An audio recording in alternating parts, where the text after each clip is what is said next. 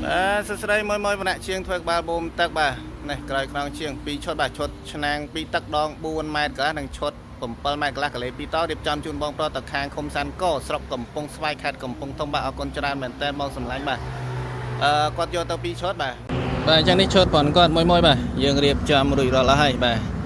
4ម៉ែត្រកន្លះមួយឈុតហើយជាមួយនឹងឈុត7ម៉ែត្រកន្លះ4កន្លះពុក3កលេ2តមួយឈុតបាទឆ្នាំង2ទឹកដូចគ្នាបាទហើយឆ្នាំងប៉ុនយើងបាទជាងដែរផ្លេចទេបាទគឺដាក់សំណាញ់ការពារសម្រាប់ឲ្យបាទការពារគ្រាប់ថ្នោតដុំថ្មកណាត់ឈើបជាពិសេសនោះបាទខ្លាចចូលដៃមួយបាទពេលមិនសិនឆេះខ្លាចមួយអត់ដឹងអីដាក់ដៃទៅរាវអីក្បែរហ្នឹងអីចូលដៃចាប់បដ ாய் បាទអញ្ចឹងដាក់ទៅការពារសុវត្ថិភាពមួយប្រើដែរបាទអញ្ចឹងបញ្ជាក់ជូនមួយបាទនេះឈុតប្រើជាមួយនឹងម៉ាស៊ីនគួយយន្តបាទចាប់ពី12សេះឡើងរត់បានហើយធានាជូនអត់តឹងនេះម៉ាស៊ីនបាទហើយមួយចង់បានឈុតដង4ម៉ែត្រកន្លះអញ្ចឹងយកទៅប្រើសិនក៏បានដែរបាទថ្ងៃក្រោយមានលុយទិញដងតបន្ថែមយកទៅប្រើបានដូចគ្នាចង់កំងប្រមាណម៉ែត្រក៏បានដែរអត់បញ្ហាទេហើយដងយើងមិនមែនត្រឹមតែ2តចង់3ត4ត5តបានរហូតបាទអត់មានបញ្ហាទេថឹងប៊ូមតវែងទៅវាលាស់វាអីអត់ទេបាទធានាមកស្អាតជូនមួយប្រើបាទ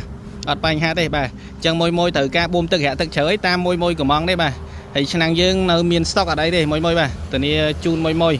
ធានាទឹកមកខ្លាំងហើយមិនឲ្យខកបំណងទេបាទផ្ញើបាន25ខេត្តក្រុងព្រីស្វាយដឹងជូនបាទអរគុណច្រើនមែនតើមួយ